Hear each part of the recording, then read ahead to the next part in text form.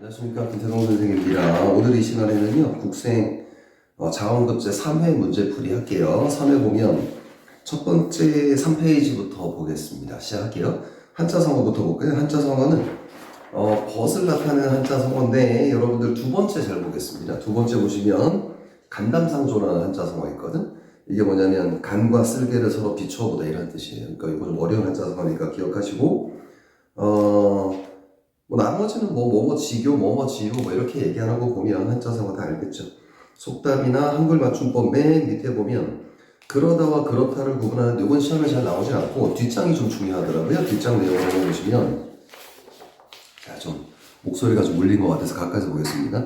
붙이다와 붙이다인데 이런 건 여러분들이 무슨 생각을 하셔야 되냐면 무조건 이렇게 생각하셔야 돼요. 원래 형태를 갖고 있는 것은 원래대로 그대로 유지하고 있다 이렇게 생각하는데 원형이 사라졌어? 그럼 원뜻이 유지되지 않는 거예요. 그럼 붙이다라고 하는 것은 원래 형태를 그대로 갖고 있는 거잖아요. 얘는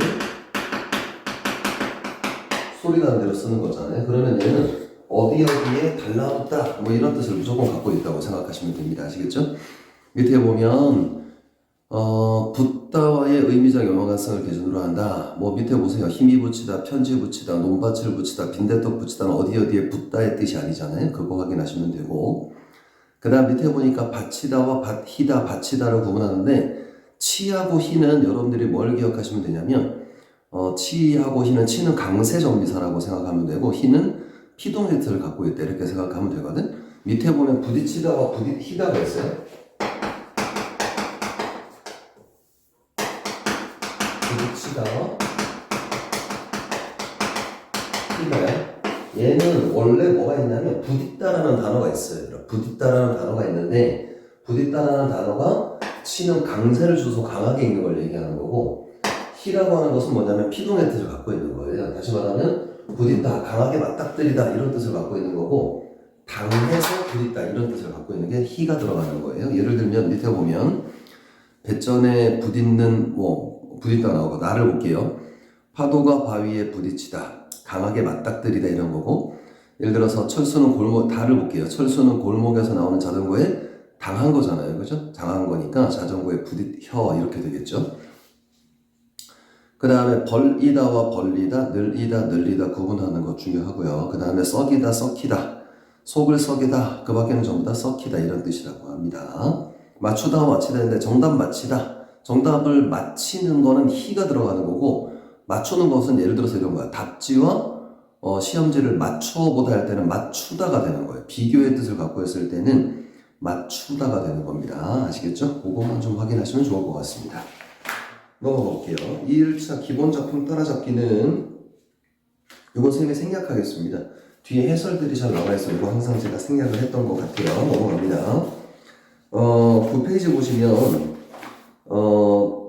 작년 수능 시험의 화법과 작문 문제인데 첫 번째 지문만 선생님이 한번 살펴보겠습니다. 첫 번째 지문을 보시면 화법 작문은 1번, 2번, 4번 문제가 한 번 문제가 고정이 되어 있어요. 형식이 똑같다고 생각하면 돼. 첫 번째는 뭐냐면 첫 번째는 내용 전개 방식을 묻는 거예요. 내용 전개 방식을 묻는다는 건 뭐냐면 1번 보시면 중간중간에 요약하고 있다. 밑줄 쳐보죠. 그 다음에 2번 보시면 자료를 탐색할 것을 권유하고 있다. 밑줄 치고 그 다음 3번은 뭐니까 마지막에 예를 들고 있다. 밑줄 쳐보시고 4번은 뭐냐면 선정 동기를 밝히고 있다. 밑줄 치고 5번은 서로 다른 견해를 인용해 설명하고 있다. 이런 식으로 내용을 전개하는 방식을 묻는 문제다. 이렇게 생각하시면 됩니다. 2번 문제는 뭐냐면 2번 문제는 내용 일치 문제예요. 내용 일치 문제라고 하는 것은 뭐냐면 윗글의 내용을 제대로 이해하고 있나 이걸 묻는 거라고 생각하시면 됩니다. 예를 들어서 2번 문제 잠깐 볼까? 발표자가 미발표를 준비하면서 작성한 메모다 기억 내용을 바탕으로 해서 발표에 사용된 발표 전략으로 적절하지 않은 것은 이라고 해서 기억부터 미음까지의 내용이 본문에 그대로 어떻게 나와 있는지 그것만 우리가 확인하면 되는 거겠죠. 3번은 뭐냐면 3번은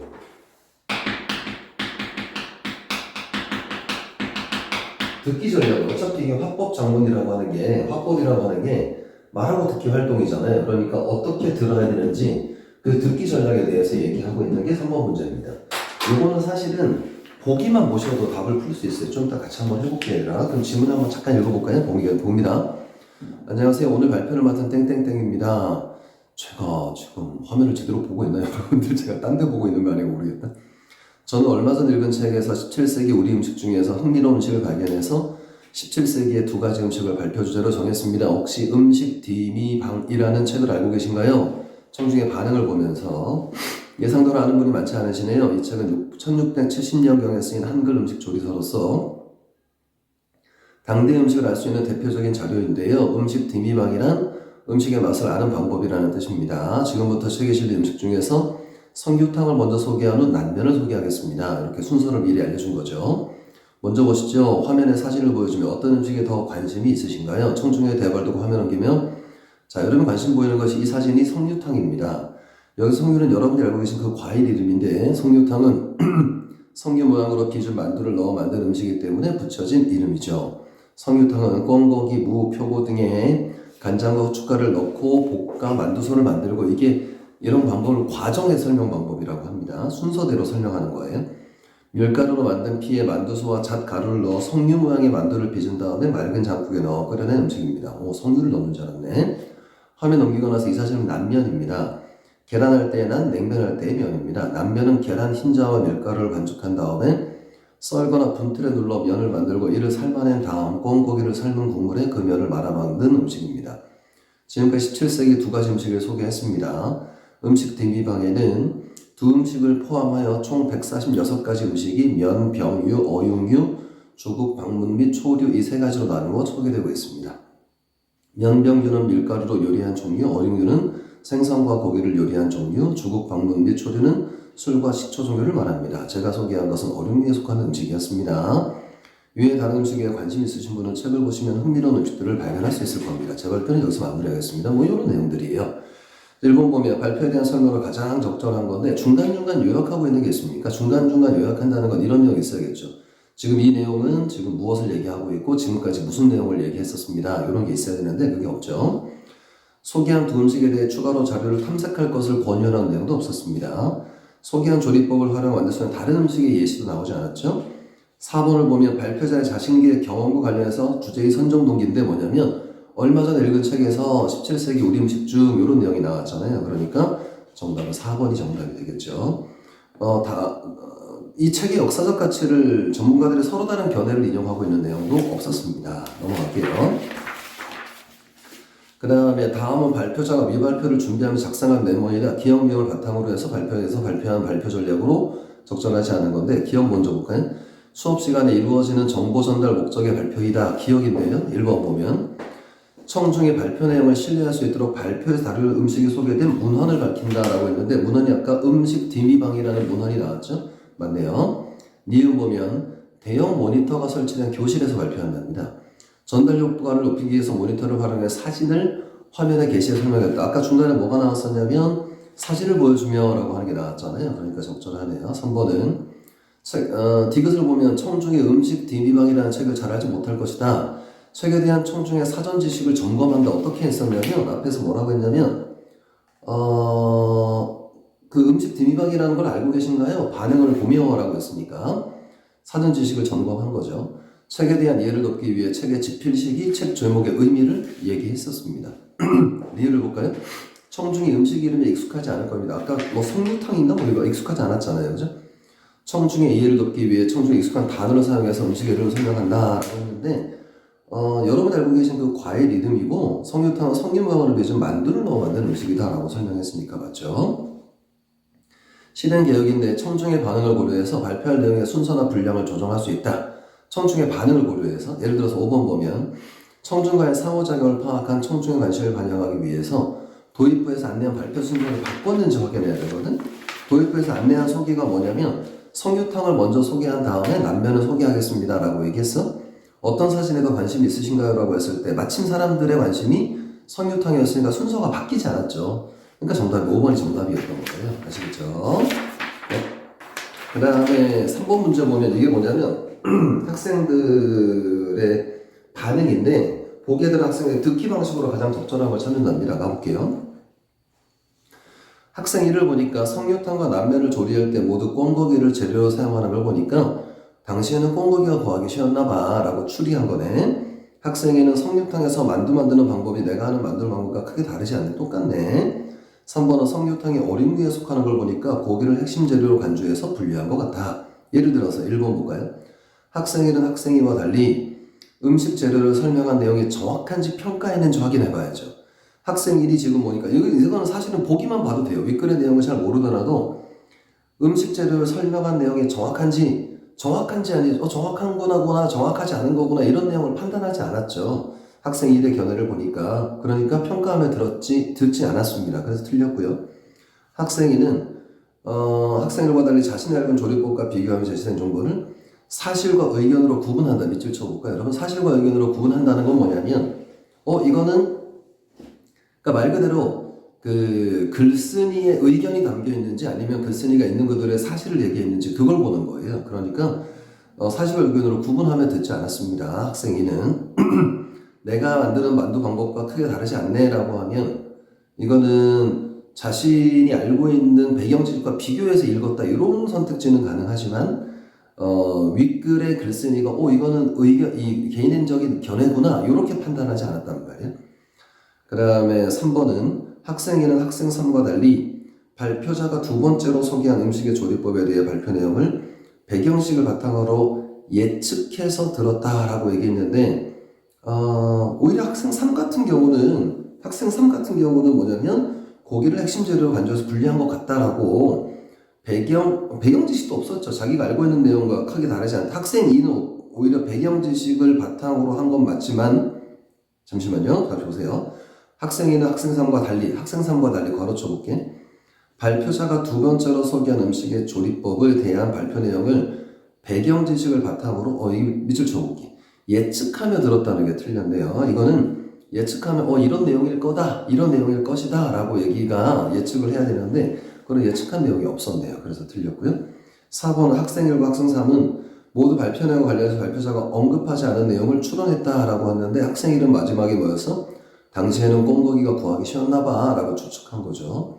학생 3도 마지막에 고기를 핵심적인 재료로 간주해서 분리한 것 같아 라고 이제 추론을 한 거죠. 그러니까 4와 번이 정답이 되겠습니다.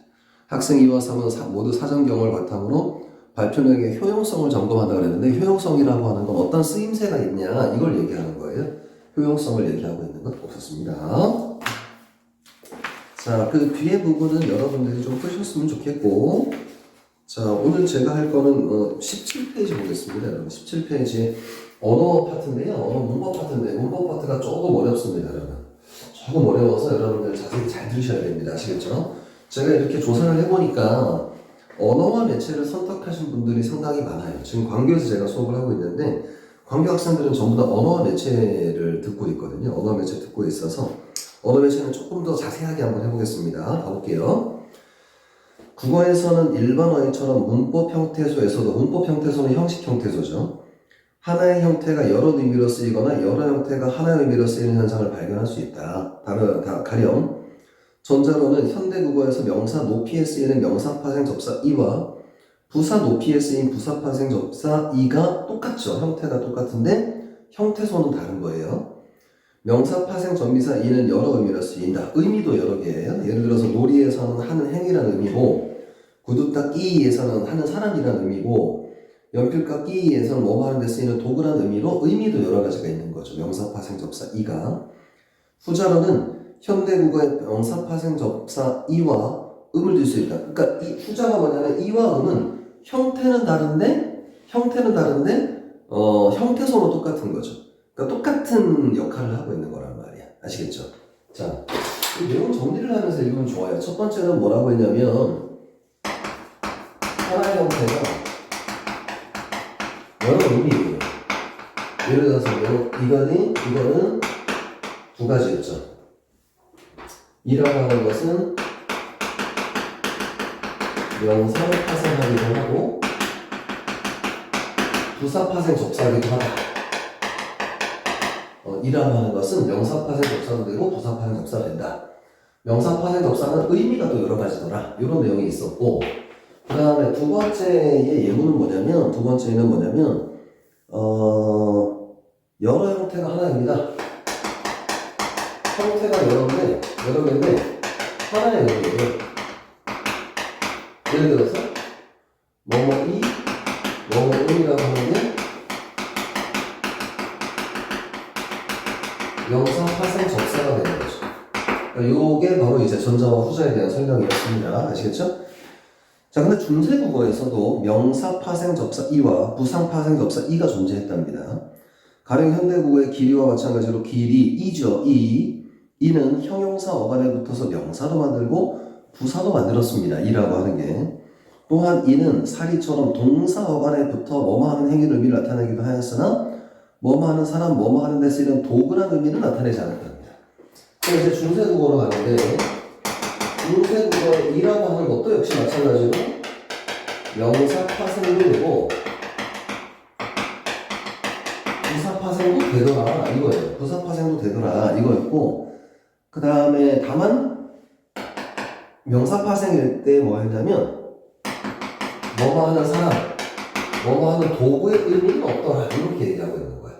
정리가 되셔야 돼요.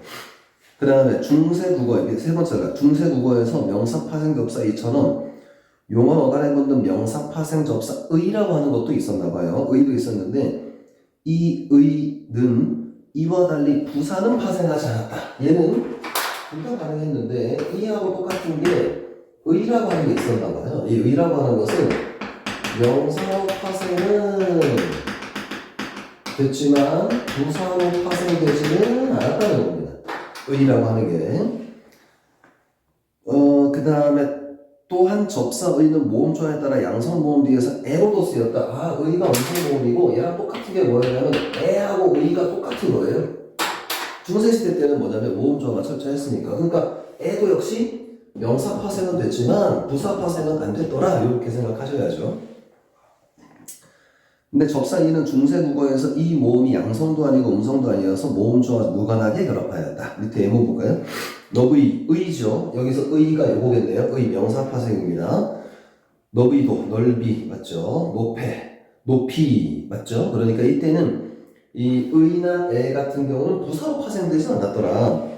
한편 중세국어에서는 의가, 이 의라고 하는 형태가 앞치안에 붙어서 관형격 조사, 부사격 조사로도 쓰였답니다. 자, 여기는 접사의 의였고 여기서 의를 보니까 관형격 조사도 쓰였고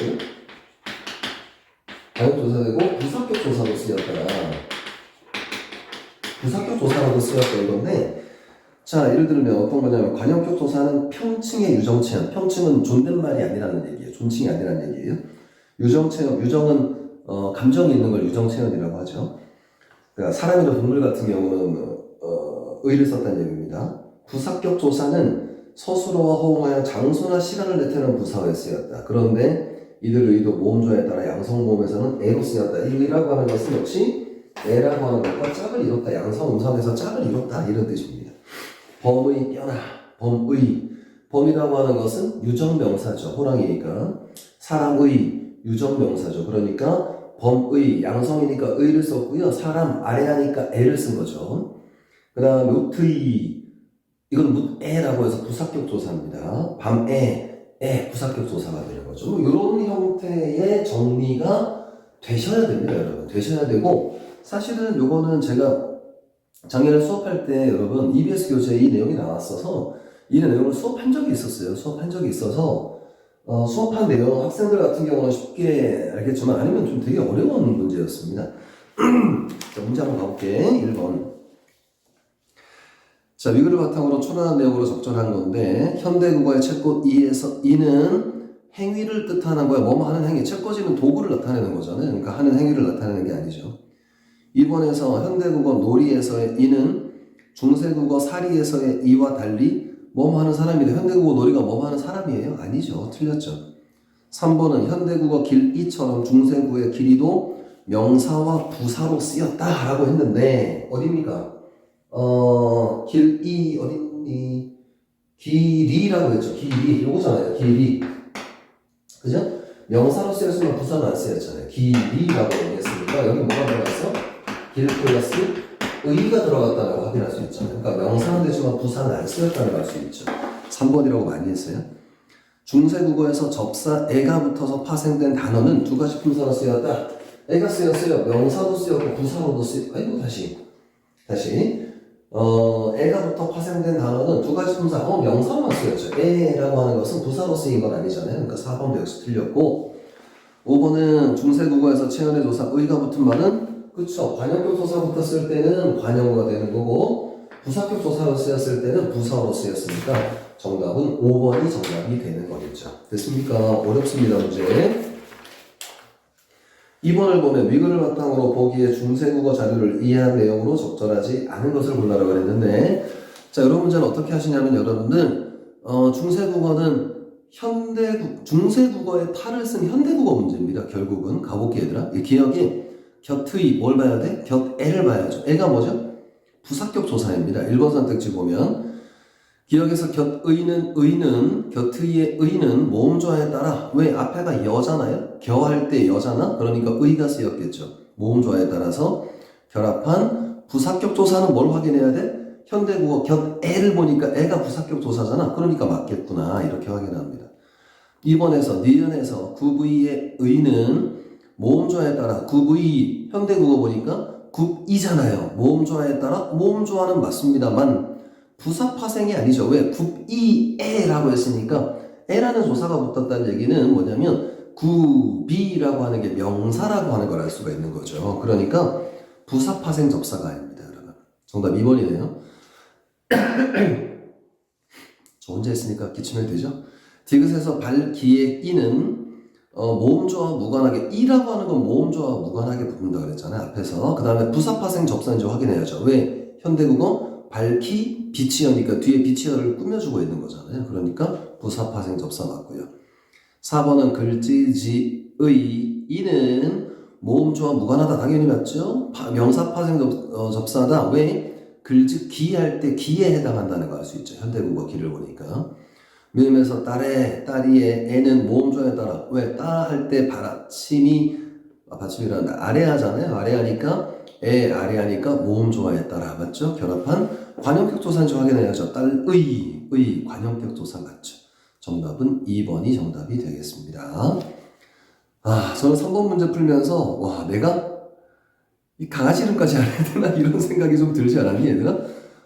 좀 짜증났던 문제입니다. 자, 두 사람이 공원에서 만난 상황입니다. 비교해볼게. 민수가 영희야, 우리들이 뭐하고 놀까? 우리들이 누구예요? 민수하고 영희입니다. 뭐하고 놀까? 이 강아지랑 놀까? 민수 품에 안겨 있는 강아지를 가리키며 얘. 얘가 전에 또 말했던 봄이야. 지금 강아지가 한 마리가 봄이라는 애가 있어요. 봄이 동생 소미는 집에 있대요. 영희가 봄이랑 뭐하고 놀까? 우리 강아지 별이 영희의 강아지는 또 별이야. 헷갈리더라고. 우리 강아지 별이는 실뭉채를 좋아해서 우리 둘은 뭐야? 영희와 별이겠죠. 별. 실뭉치를 자주 가지고 놀아. 너네 강아지도 그래? 실뭉치는 둘 다 안 좋아해. 둘 다가 뭐예요? 민수의 딸내미란다. 민수의 강아지 누구야? 봄이하고 솜이죠. 그러면 디귿은 봄이하고 솜이고. 그런데 곰은 좋아해서 우리 셋은 민수하고 봄이하고 솜이겠죠. 곰을 잡고 놀아. 그래서 곰을 챙겨오긴 했어. 그렇구나. 별이는 실뭉치를 좋아하니까 다음에 네가 혼자 나오고 내가 별이랑 나오면 그때 우리 셋은 그럼 여기서 뭐야? 내가 별이랑 나오니까 영희하고 별이하고 네가 혼자 나오니까 민수가 되겠죠. 미음은 식물치를 갖고 놀면 되겠다. 그러자. 그럼 오늘 우리 셋은 누구예요? 민수하고 영희하고 지금 데리고 온 애가 누구야? 봄이었죠. 미치는 줄 알았습니다. 제가. 문제 짜증나서.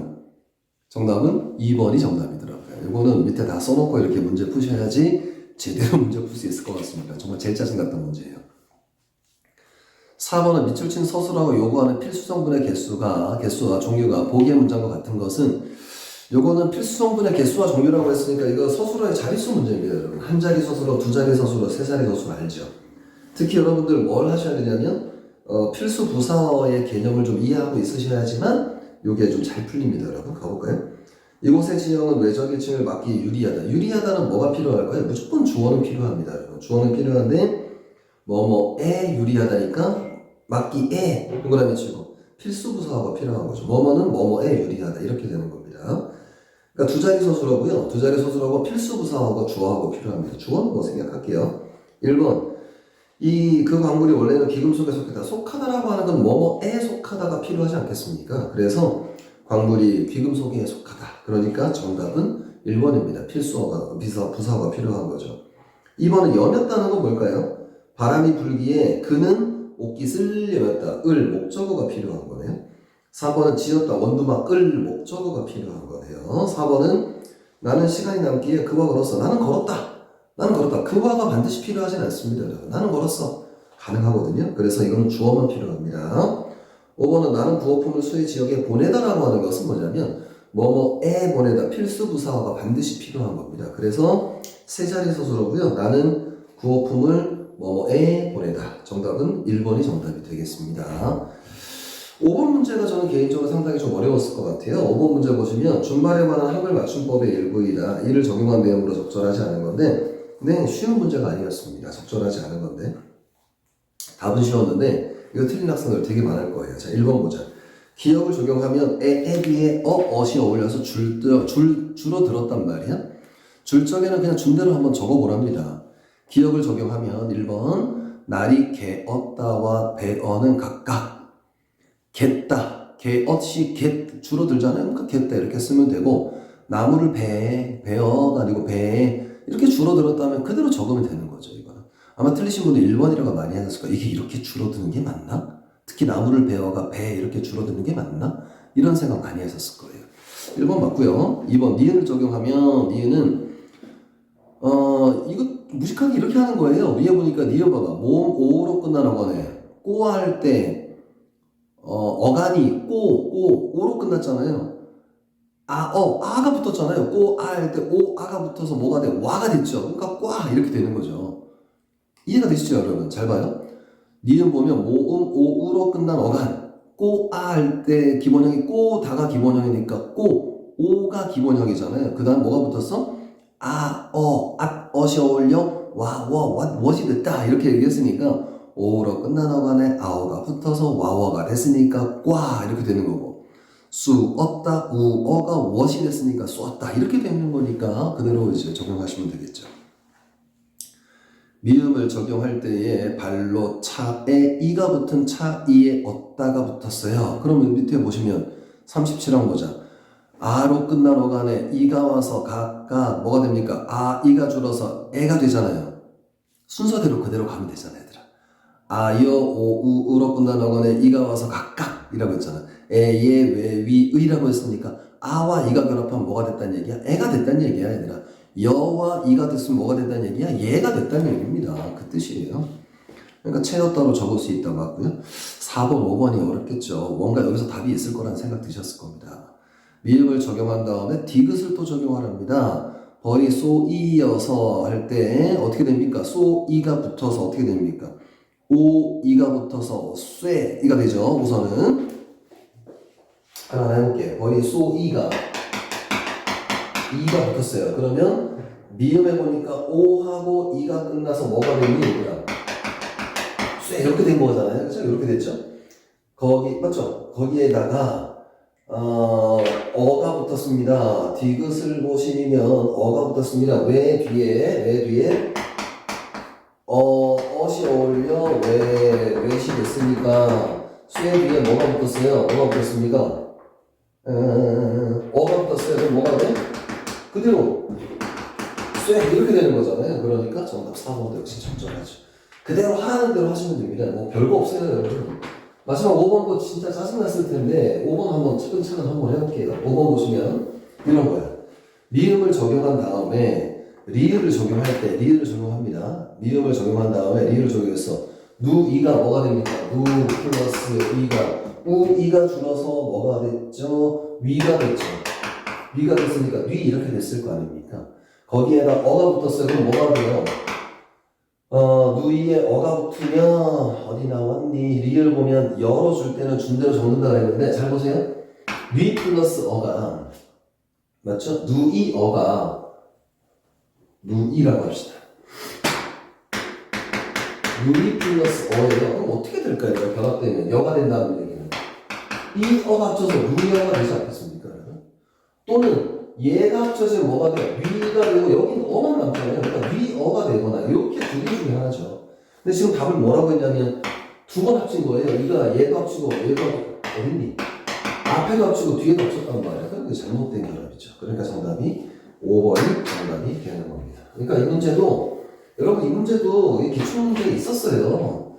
그러니까 여러분들 언어와 매체는 여러분들 기본 개념 공부하신 다음에 정말 많은 기출문제 푸시면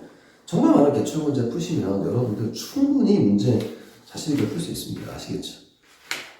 알겠니? 네.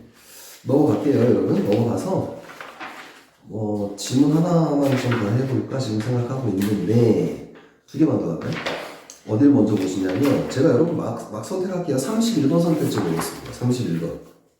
제가 선택하는 기준이 있습니다. 뭐냐면 학생들이 좀 어려워할 만한 거, 경제지문 이런 것도 선생님 좀 살펴보겠습니다. 아시겠죠?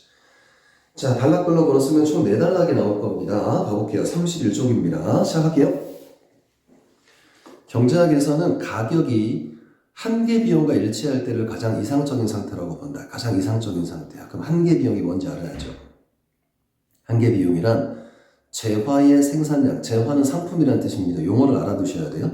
재화의 생산량을 한 단위 증가시킬 때 추가되는 비용을 바로 한계 비용이라고 합니다. 그러니까 예를 들어서 볼펜 한 자루 생산할 때마다 추가로 들어가는 비용 있죠? 그걸 한계 비용이라고 하는 거예요.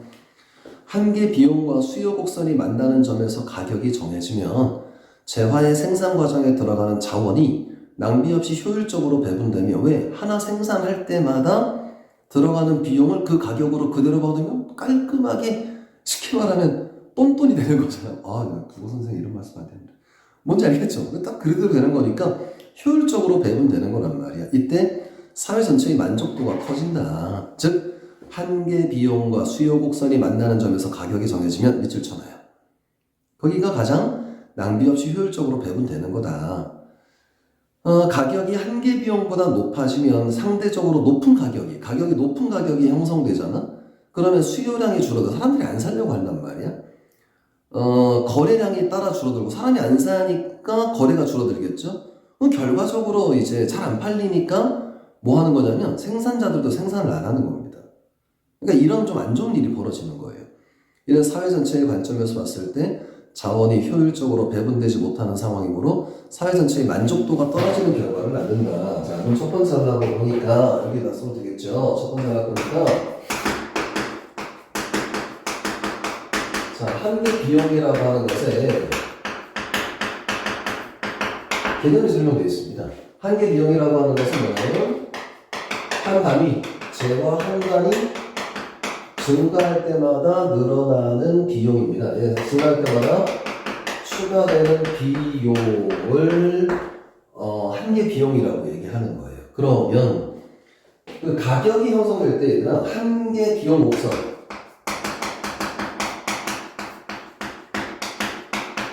이게 일치하는 지점, 즉 다시 말하면 수요 곡선을 만나는 지점에서 가격이 형성되면 뭐 이렇게 얘기할까? 가장 합리적이죠. 자원이 효율적으로 배분된 거다. 자원이 효율적으로 배분되었다. 이렇게 얘기하는 거예요. 가장 효율적으로 배분되었다. 왜? 문제가 뭐냐면 이때는 만족도도 효율적으로 배분되면 만족도도 가장 커진다고 얘기하는 거죠. 그런데 가격이 한계 비용 곡선보다 이게 일치하는 지점이 아니라 높은 한계 비용보다 높아지면 한계 비용 곡선보다 가격이 높아지면 자 순서 볼까요? 가격이 높아요. 그러면 소비량이 줄어들겠죠. 그럼 거래량이 줄어들겠죠. 따라서 생산량도 역시 줄어들게 될 거란 말이에요. 그러면 전체적으로 효율성이 떨어지는 거라고. 그래서 한계 비용 곡선에 따라서 가격이 잘 형성되는 게 제일 좋은 거예요. 아시겠죠? 자, 위에서 설명한 일반 재화와 마찬가지로 일반 기업에서 생산하는 그런 상품과 마찬가지로 수도, 전기, 철도와 같은 공익 서비스도 자원 배분의 효율성을 생각하면 한계 비용 수준으로 가격이 결정하는 것이 바람직하다. 공공기업 같은 경우도. 대부분의 공익 서비스는 초기 시설 투자 비용은 막대한 반면 예를 들어서 대부분의 공익 서비스라고 하는 게 어떤 거냐면 뭐 이런 거죠. 도로 건설이 되는 거죠. 건설. 처음에 투자비용 엄청나게 많이 들잖아요. 항만 뭐 이런 시설 이런 것들, 추가비용 엄청, 공원 이런 것들 엄청나게 들잖아. 비용은 적다. 그래서 이제 뭐 도로 비용, 뭐 이렇게 중간중간 설비하는 비용, 뭐 이런 것들이 뭐 그렇게 크진 않겠죠. 이런 경우 한계 비용으로 공공요금을 결정하면 공공 서비스를 제공하는 기업은 손실을 볼 수 있다. 당연하죠. 왜? 볼펜이 한 자루 생산될 때마다 한계 비용이 이렇게 늘어나잖아. 그지? 그 한계 비용 곡선에 따라 가격이 결정되면 가장 합리적인데, 문제는 뭐냐면 공공 서비스, 공익 서비스 같은 경우는 정리해볼까요? 두 번째는 문제는 공익 서비스입니다. 공익 서비스 같은 경우는 한계 비용에 따라서 공공요금을 결정할 수가 없어요. 이유는 뭐냐면 얘는 공공 서비스는 초기 비용이 엄청나게 많거든요. 초기 비용이 엄청나게 많고, 그 다음에 한계 비용은 적어. 따라서 한계 비용으로 가격을 설정하면 어떻게 된다는 거예요? 가격을 설정하면 쉽게 말하면 손해예요. 공익 서비스 안 하려고 하겠죠. 그러면 민간 기업이 공익 서비스 이런 거 안 하려고 한다는 말이에요. 그럼 누가 해야 돼? 기업이 해야죠. 아니면 기업이 못해? 그럼 어떻게 하냐면 민간 기업한테 보조금 더 주는 거예요. 내가 돈 더 줄게. 이렇게 해야지만 서비스가 활성화될 수 있겠죠. 자, 예컨대 A부분 볼게요. A부분 보니까 요거 좀 이해 못하는 친구들이 상당히 많더라고요. 볼게요. 초기 시설 투자 비용이 6억 달러고 톤당 1달러의 한계 비용으로 수돗물을 생산하는 상수 서비스를 한번 생각해보자. 공익 서비스잖아요. 이때 수돗물 생산량을 1톤, 2톤, 3톤 올리면 총 비용은 6억 1달러, 6억 2달러, 6억 3달러로 들어가요. 자, 이게 이해가 돼야 됩니다. 총 비용은 1단위 증가할 때는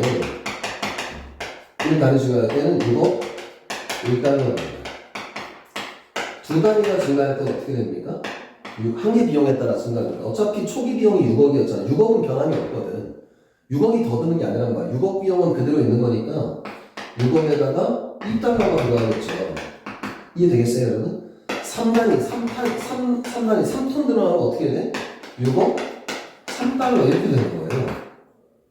총 비용은. 이해되겠지? 그러니까 뭐가 상당히 많은 거야. 이 6억이라고 하는, 즉 다시 말하면 초기 비용이 엄청나게 많이 드는 거죠. 초기 비용이. 그런데 한 단위 생산할 때마다 1달러밖에 안 늘어나는 거니까, 그럼 이 상수 비용을 1달러로 받으면 안 되거든.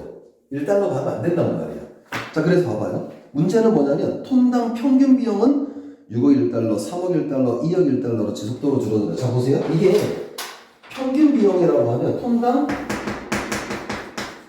평균 비용이에요. 자, 보세요. 이게 1단위가 1톤이잖아. 2단위가 2톤이잖아. 3단위가 3톤이지. 그럼 평균 비용은 어떻게 돼? 1톤 생산할 때 6억 1달러. 보세요.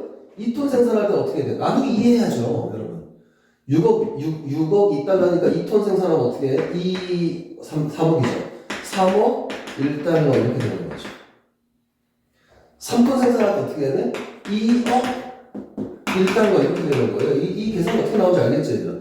기하급수적으로 이게 어떻게 그래프가 이렇게 떨어지는 게 아니라 어떻게 떨어지는 거냐면 이렇게 떨어지게 되는 거란 말이에요. 한계 비용 곡선이라고 하는 게 이렇게 떨어진다. 평균 비용이 미안합니다. 평균 비용이 이렇게 떨어진다. 평균 비용 곡선이 이렇게 떨어진다. 뒤에 그림에 나오지만 이해되겠죠? 그러니까 보세요. 그렇지만 평균 비용이 계속 줄어들더라도 한계 비용 아래로는 결코 내려가지 않는다. 한계 비용 아래는. 따라서 한계 비용으로 수도요금을 결정하며 총 비용보다 총 수입이 적음으로 수도 사업자는 손실을 보게 된다. 한계 비용보다 더 비용이 항상 높을 수밖에 없어요. 그러니까 쉽게 말하면 1톤 생산하는데 1달러 들잖아. 1달러보다 계속 높을 거란 말이야. 1달러보다. 문제가 그거죠. 이를 해결하는 방법에는 크게 두 가지가 있다. 하나는 정부가 공익 서비스 제공기업에 손실분 받고 보조금 주는 게 첫 번째 방법이죠.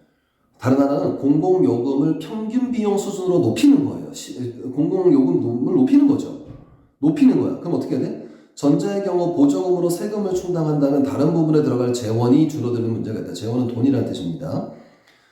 평균 비용과 비용 곡선과 수요 곡선이 교차하는 점에서 요금을 정하는 후자의 경우는 뒤쪽에서 총 수입과 총 비용이 같아서 기업이 손실을 보진 않아. 기업이 손실을 보진 않지만 요금이 한계 비용보다 높잖아요. 그러니까 사회 전체적인 관점에서 자원의 효율적 배분에 문제가 생긴다. 너무 비싸니까. 이게 바로 효율적 배분에 문제가 생기는 거예요. 뭔데? 가격이 높아지니까 아까 이거랑 똑같은 거죠. 아까 이거랑 똑같은 거잖아. 그러니까 비용 곡선보다 가격이 높아지면 소비량이 적어지고 거래량 생산 비용이 낮아지는 거예요. 왜 아까 뭐라 했냐면 수요 곡선은 똑같은 지점에서 가격이 형성되면 자연히 효율 배분된단 말이에요. 가장. 그러나 그거보다 높을 때는 소비량 뭐 줄어들고 거래량 줄어들고 생산량이 줄어드니까 절대로 뭐라고 표현해야 돼? 이게 효율 배분이 안 되는 거란 말이야. 그게 바로 문제라는 거죠. 알겠니? 오케이. 8번 문제 한번 가볼게요. 이거 여러분 지워도 되겠죠? 네. 혹시 정리하실 분은 잠깐 스톱하시고 메모하시기 바랍니다. 아시겠죠? 저는 지울게요. 뒤에 순서 가겠습니다. 뒤에 그림을 좀 하나 그려야 될 것 같아서 가보겠습니다.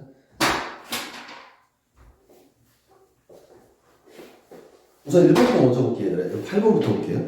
이 그림의 경우가 일치하지 않는 것은 1번 자원이 효율적으로 배분될 때 사회 전체의 만족도가 당연히 높여야 된다. 효율적 배분되면 당연히 만족도가 증가하는 거죠. 가격이 한계 비용보다 높은 경우에는 한계 비용보다 가격이 높아요. 한계 비용과 같은 경우에 비해서 결국 생산량이 아까 줄어든다고 했잖아요. 그치? 맞죠?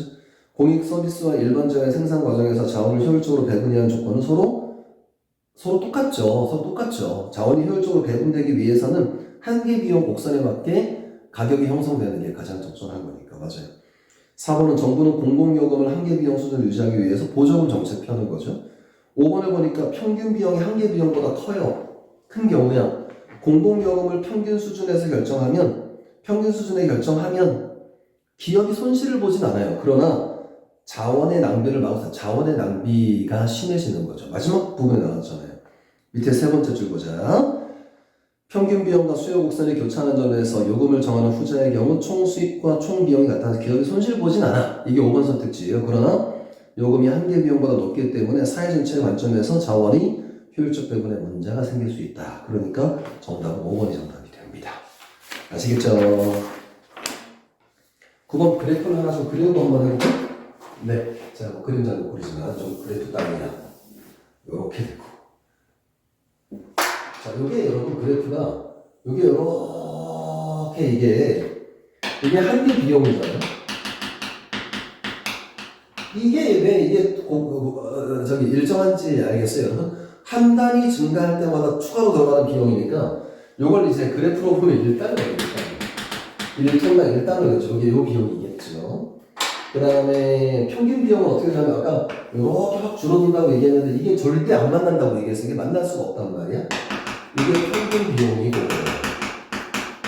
평균 비용이고 수요 곡선 이렇게 땡땡땡땡땡땡땡땡땡땡땡. 자, 이게 바로 뭐냐? 이게 A, 이게 B. 그러니까 이걸 어떻게 여러분이 이해하셔야 되냐면 여기 A 지점은 뭐예요? 한계 비용과 수요 곡선이 만나는 지점. 가장 합리적으로 가격이 형성되는 것. 평균 비용과 B, 이 수요 곡선이 만나는 지점. 이게 뭐예요? 기업은 손해보지 않는 것. 그러나 자연의 효율적 배분이 이루어지지 않는 것. 똑똑하시. 앞에 나온 거 그대로 확인하는 거. 볼게요. A에서 수도요금을 결정하면 수도사업자 A에서 여기 하면 수도사업자 손실 보죠. 여기서 결정돼야 손실을 안 보는 거잖아요. 한계 비용보다 수도사업자 손실을 본다 맞고요. A에서 수도요금을 결정하면 수도요금 톤당 1달러도 아까 톤당 1달러라고 했잖아요. 맞죠? B에서 수도요금을 결정하면 수도사업자의 총수요과 총비용은 똑같다. 총비용 똑같아. 가격은 딱 똑같단 말이야. 손해보지 않는단 말이야. 수돗물의 생산량이 증가하면 평균 한계의 격차가 이건 상식적으로 격차적으로 이렇게 줄어들고 있잖아요. 맞죠? 요금 결정 지점이 A에서 B로 이동하면 사회 전체 만족도가 증가한다 그랬는데 여기서는 뭐 손실을 보지 않는다 그랬잖아. 손실을 보지 않는다. 기업이 손실 보지 않는 지점이 바로 B란 말이에요. 그러니까 손실 보지 않는 거니까 만족도가 점점 더 증가하거나 그런 건 아니겠죠. 그러니까 정답은 5번이 정답이에요. 아시겠죠? 이렇게 문제 푸시면 되고요. 10번은 기억미음 바꿔쓰기에 적절하지 않은 건데 디귿이 정답이네요. 디귿을 보니까 디귿이 어딨니? 디귿은 효율성을 생각해보면 자원 배분의 효율성을 고려하면 뭐 이런 내용이 적절할 텐데 추정치 왜 이렇게 우리가 예상해보는 거 뭐 이런 걸 얘기하는 거니까 정답 3번이 정답입니다. 네, 여러분 여기 경제 지문은요 항상 나올 확률이 높고 그래서 경제 지문까지만 오늘 하겠습니다. 경제 어려운 질문 하나씩만 꼭 할게요. 나머지 질문 모르는 거 있으면 선생님들한테 꼭 질문하시면 또 해설지가 또 잘 되어 있으니까 해설지 보시고 이해 안 되는 거 있으면 언제든 선생님들한테 질문하시면 되겠습니다. 아시겠죠? 네, 고생하셨고요. 다음에 또 4회 장업절 만나 뵙겠습니다. 수고하셨습니다.